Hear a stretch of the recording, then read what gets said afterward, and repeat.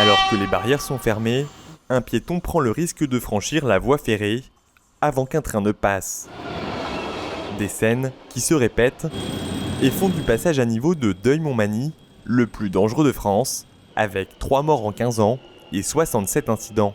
Mais d'ici 2025, cela devrait être du passé. Après un premier projet pour supprimer ce passage, abandonné en 2017, faute d'adhésion des riverains, une nouvelle version vient d'être validée par les élus du département et doit prochainement être présentée en enquête publique. C'est un sujet très sensible en Val d'Oise, c'est le passage à niveau le plus dangereux de France, le plus accidentogène.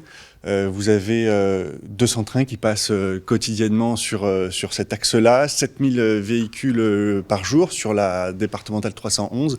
Il convenait d'avoir un projet plus abouti, on y arrive. Le département prend en considération ce projet.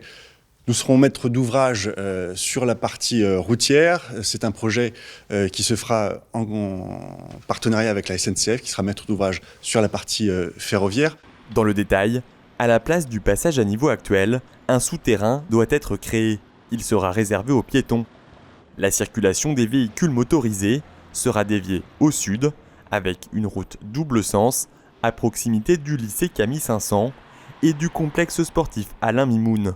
Elle traversera la voie ferrée en souterrain. Une nouvelle version en bonne voie selon la maire de Deuil-la-Barre. Celui-ci présente un avantage, c'est qu'il dessert des équipements, notamment en autobus.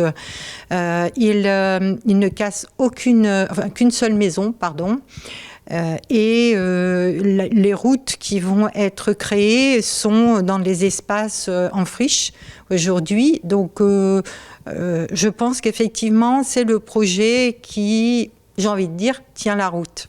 Coût du projet, 37 millions d'euros, 20 pour la partie ferroviaire et 17 pour la partie routière, financée par l'État, la région et le département.